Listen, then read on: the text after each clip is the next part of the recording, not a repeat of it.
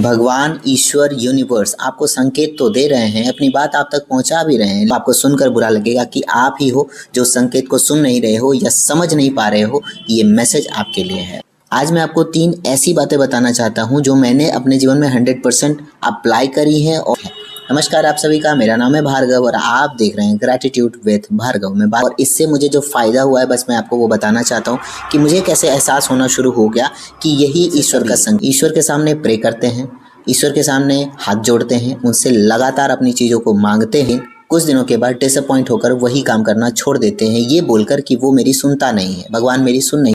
असल बात ये है, असल प्रॉब्लम ये है कि हमारे दिमाग में हर समय इतनी उलझन चल रही होती है कि उस बीच में ईश्वर का मिलने वाला संकेत भी हम लोग डिनाई कर देते हैं या उस पर ध्यान ही नहीं जाता। जैसे फ़ोन में बहुत सारे मैसेज के बीच में अगर आपको एक बहुत इंपॉर्टेंट मैसेज भी आया हो तो वो इग्नोर हो जाता है और आपका ध्यान उस पर नहीं जाता और इस चक्कर में आप बहुत बड़ी अपॉर्चुनिटी खो देते हैं। उसी तरीके से यूनिवर्स या भगवान आपको जो साइन दे रहा था, आपने उस पर ध्यान ही नहीं दिया क्योंकि आपके दिमाग में बहुत सारी उलझन चल रही थी, बहुत सारी बेचैनी चल रही, तो उनका भेजा हुआ मैसेज आप रिकॉग्नाइज ही नहीं कर पाए।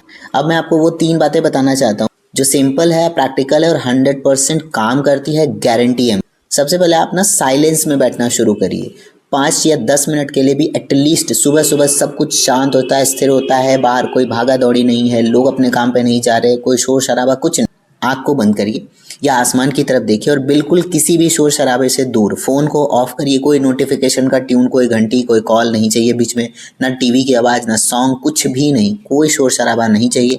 शांति में बैठिए और अपने ईश्वर से कनेक्ट करने का, अपना कनेक्शन जोड़ने का प्रयास कीजिए। ऐसा महसूस करिए कि वो आपके सामने बैठे हैं और आप उनके सामने बैठ करके बात कर रहे हैं।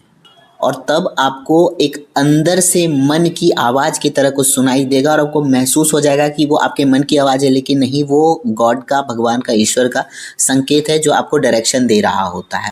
दूसरी बात, आप कभी भी उनसे ये मत पूछिए कि मुझे क्या करना चाहिए। तो क्या करना चाहिए में ना आंसर बहुत तरह के होते हैं, बहुत डिफरेंट तरीके के सिचुएशन हो सकते। उससे बेहतर है आप ये कहिए कि यूनिवर्स मुझे आज के लिए एक क्लियर साइन दीजिए, भगवान मुझे आज के लिए, आज के दिन के लिए एक बेहतर संकेत दीजिए कि मैं किस डायरेक्शन में आज आगे बढ़ूं।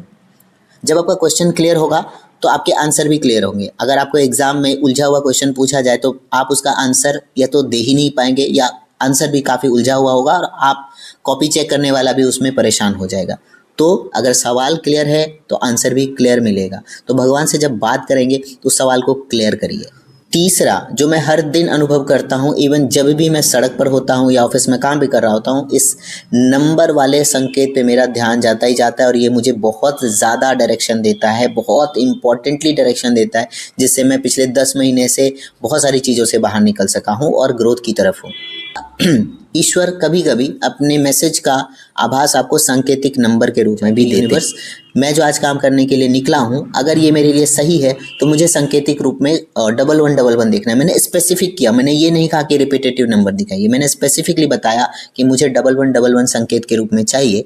और आप बिलीव नहीं करेंगे, 5 से 7 मिनट के अंदर अंदर जिस जगह मैंने दिमाग में एक विजुअल भी लिया कि मैं उस जगह पर वो नंबर देखना चाहता हूँ, आप यकीन नहीं करेंगे, मैं रास्ते में कई बार रुका भी था, मैं किसी मंदिर में रुका था, कहीं पे कॉल आया था, रुका था, उसके बावजूद मैं जिस जगह पर पहुंचने वाला था और जिस जगह मैंने दिमाग में विजुअल किया था, उस नंबर को मांगा था संकेत के रूप में, उसी जगह एक गाड़ी मेरे सामने से गुजरती है जिसका नंबर प्लेट पे लिखा था 1111। कई बार तो मेरे फ़ोन के स्क्रीन पे नंबर जो घड़ी होता है उसमें ही 1111 मुझे दिख जाता है, कभी 555, कभी 222। और ये सब ऐसे संकेत है जो ईश्वर अपनी बात आपको डायरेक्शन के रूप में आपको देना चाहते हैं। बस आप उसे रिकॉग्नाइज कर पाते हैं कि नहीं, आप अवेयर हैं कि नहीं, जानकारी आपके पास है कि नहीं, ये बहुत इंपॉर्टेंट चीज़ होती है।